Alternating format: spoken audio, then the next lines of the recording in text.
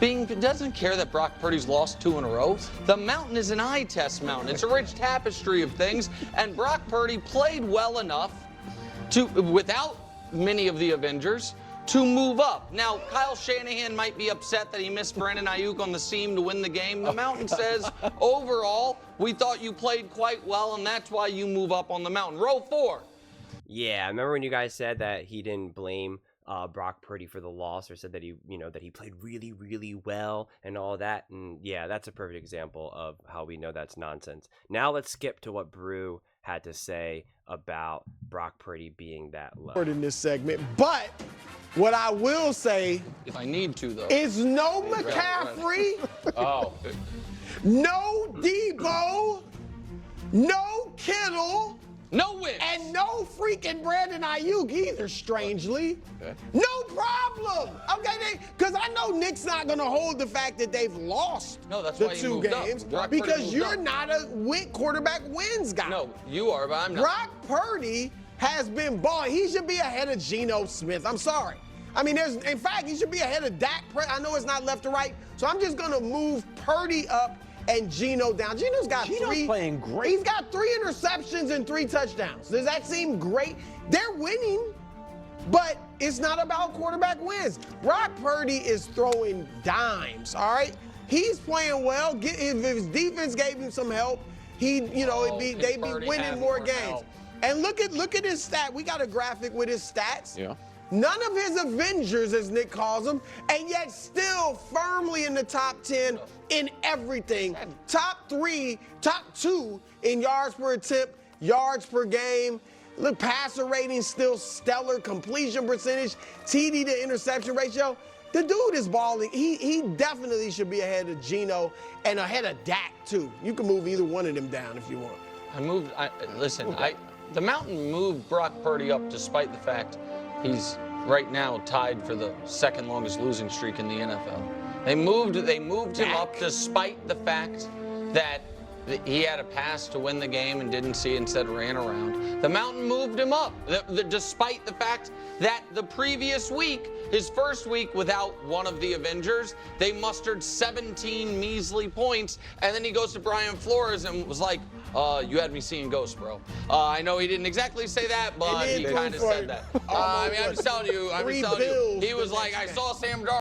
Yeah, so again, I'm cutting this clip up this way because a lot of you guys came at me when I made the video about the 49ers game and losing to the Vikings, and I said, Nick Wright is blaming, or to the Rams, that Nick Wright is blaming Brock Purdy. And you guys said, no, he's not. And I said, yes, he is. Listen to what he's saying. He said Purdy played well.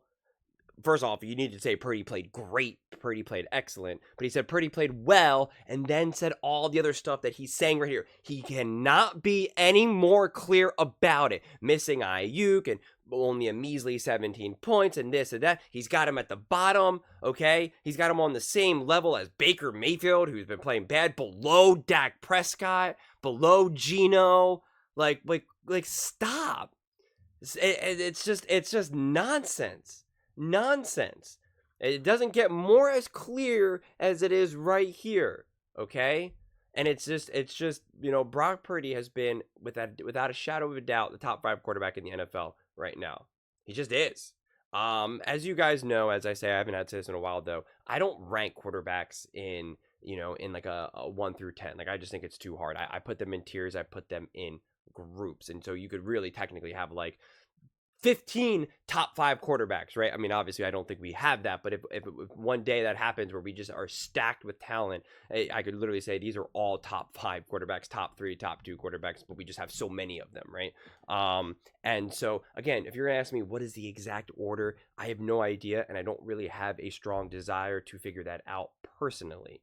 But to deny that Brock Purdy is a legitimate top quarterback in the NFL at this point is really insane. And no, I am not some Brock Purdy super fanboy. I'm not a big 49ers fan. I'm none of those things. I'm just relaying what I think is accurate. Okay, what makes sense, what my eyes and brain are telling me. And my brain's telling me, who are you going to pick? If you're going to draft a quarterback right now, who are you going to draft? Geno, Dak over Purdy? Because the answer is no. The answer is no. Baker or Purdy?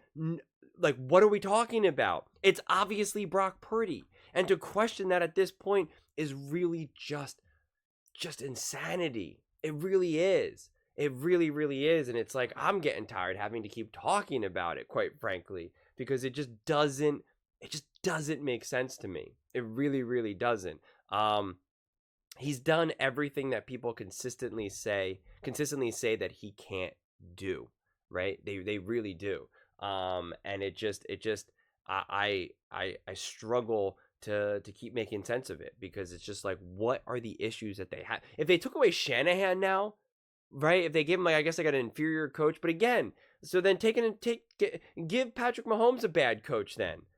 Like, what do you think we're gonna see?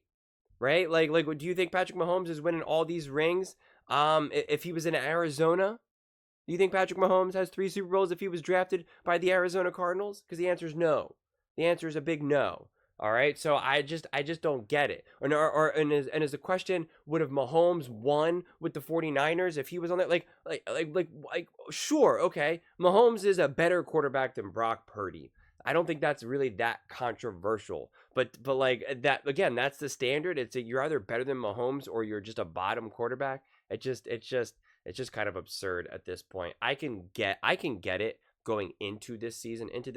I get it. But after what we've seen these first 3 weeks, it's just so clear what Brock Purdy can bring to the table. He's more mobile. He's more athletic. He's quicker. He throws a beautifully accurate ball. He hits all spots. He's a playmaker within the pocket, out of the pocket. He extends plays with his legs.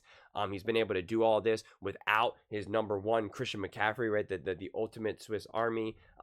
He's been doing this without Debo, without Kittle. I mean, it's just, he had the Brandon Ayuk offseason controversy. Like, he's had no stability right now, quite frankly, and a lot of big question marks and a lot of pressure on him to step up, and he has absolutely 1000% stepped up.